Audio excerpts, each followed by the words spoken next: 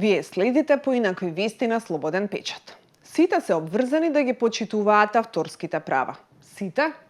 Да, ама агрегаторите на вести инсистираат да ги добијат авторските материјали на порталите бесплатно и тоа под ултиматум. Затоа, утринава поголемиот дел од информативните портали јавно побараа од нив да им ги почитуваат правата. По добиените известувања и предлог договори од страна на агрегаторите на вести за превземање содржани без надомест во вторникот на 20 мај во организација на Сдруженијето onlinemedia.mk представници на поголема група македонски интернет портали одржаа состанок и расправаа за проблемот.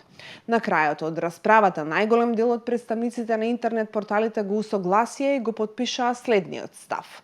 Според последните измени на Законот за авторски и сродни права од Службениот весник на Република Северна Македонија број 87/2005, ве известуваме дека не ги прифаќаме вашите предлог договори испратени неодамна до нашите редакции за правото да ги преземате нашите информации, фотографии и видеа. Доколку тоа бесправно преземање продолжи од ваша страна, ќе бидеме принудени да покренуваме постапки за заштита на авторските права. Сите потписници бараат да бидат отстранети од понатамошното агрегирање на информациите, почнувајќи од 21 мај 2025 година, се до постигнување на евентуален договор.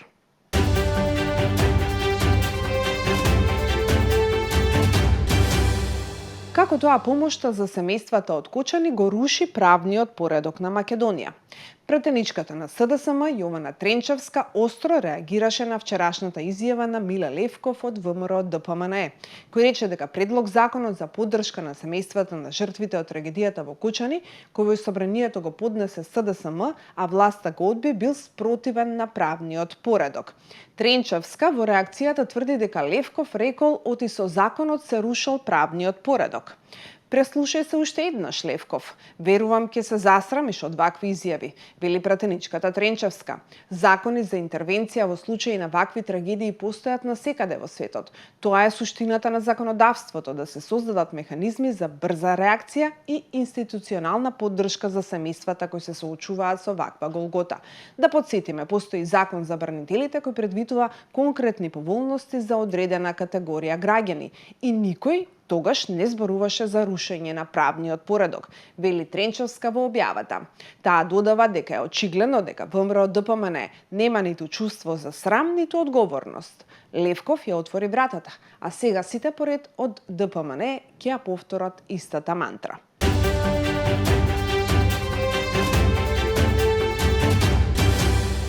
Таравари замина од владата, ама остана без поголемиот дел од партијата. Оставка поднесе и поранешната председателка на Алијансата за албанците Бујаре Абази. Поранешната подпредседателка на Алијансата за албанците Бујаре Абази денеска беше избрана за председателка на Комисијата за хартија од вредност во развој, што укажува на тоа дека таа одлучила да остане во власта и го напуштила политичкиот курс на Арбен Таравари, кој реши да ја напушти и да делува опозициски.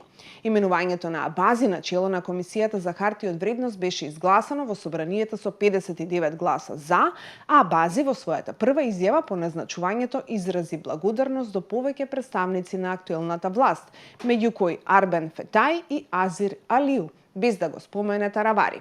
Овој потек, како и незиното јавно дистанцирање од тековното раководство на Алијансата за албанците, се толкува како потврда за незиниот избор на нов политички правец. Именувањето на Абази се случува во период кога крилото на Алијанса за албанците се соочува со внатрешни несогласувања и кадровски турбуленции по одлуката на Таравари да ја напушти владината коалиција.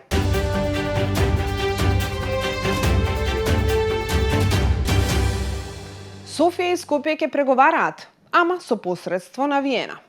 Работата не е завршена додека земји од Унијата се нудат за медијација, смета председателката Гордана Силјановска-Давкова, прашана за изјавата на председателот на Советот на ЕУ Антонио Кошта. Иако Кошта рече дека нема простор за што повеќе да се разговара, Силјановска вели дека патишта за разговор постојат, откривајќи дека има понуди од Австрија и Обединетото кралство. Јас се разбира со помош на господинот Кошта, заедно ќе разговарам со господинот Радев. Како што слушате исто така, Австрија се понуди за медијација во разговорите. Не се нудат членки на ЕУ за уште еден разговор и медијација ако работата е завршена, порача Гордана Силјановска-Давкова. Таа рече дека треба да се обезбедат граници кои не се надвор од актуелната преговарачка рамка, додавајќи дека покрај со Радев може да се разговара и со бугарскиот премиер Росен Желјазков. Според Силјановска-Давкова, ако земјите од Унијата велат дека ветото е лош пристап во процесот на проширување, Македонија треба да оди во пресрет на укинување на ветото. Ова мене ми личи на цврста одлука да укидеме смртна казна, која е срамна, ама велите, ајде сега уште овој осуден ќе го екзекутираме, ама од после извесно време или од идниот некој момент нема да има смртна казна. Не може ние да бидеме колатерална штета, вели председателката.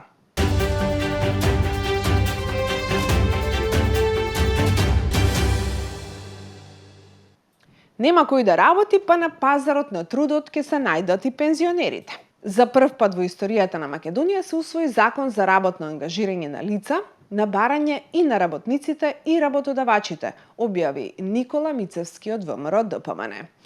Работно ангажирано лице согласно овој закон може да биде лице кое не е во работен однос, вработено лице, само вработено лице, лица помлади од 18 години кои согласно општите прописи од работните односи ги исполнуваат условите за заснување на работен однос, студенти, корисник на семена и старосна пензија со исклучок на корисници на семена пензија по основ на неспособност за работа и самостоен живот и странец кој има регулиран престој согласно закон. Изјави тој. Согласно новото законско решение, луѓето кои ќе бидат ангажирани за работа по некој од овие односи нема да ги загубат стекнатите права по другите односи, вели Мицевски.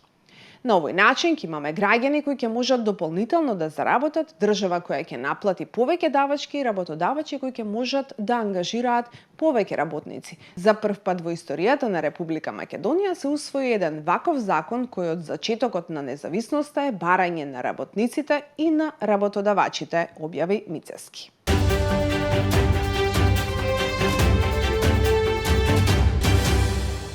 Во вести од редакцијата денеска ќе имате можност да го гледате новото издание на Мама Визија, кое што овој пат ќе разговара со Снежана Лупевска. Ќе можете да го погледнете на YouTube каналот на Слободен печат во 20 часот. Ди се сеќам една колешка на работа, јас се спремав за емисија, ми рече, ама ти многу си се здебелила.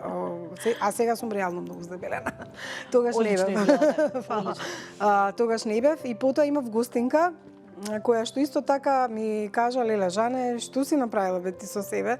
И јас прв пат тогаш кажав, бе луѓе, јас само да ви кажам дека не сум толку здебелена колку што сум бремена. Немав мачнина, немав проблеми со повраќање и немав губиток на енергија. Напротив, се осеќав многу нормално, одев цело време на работа.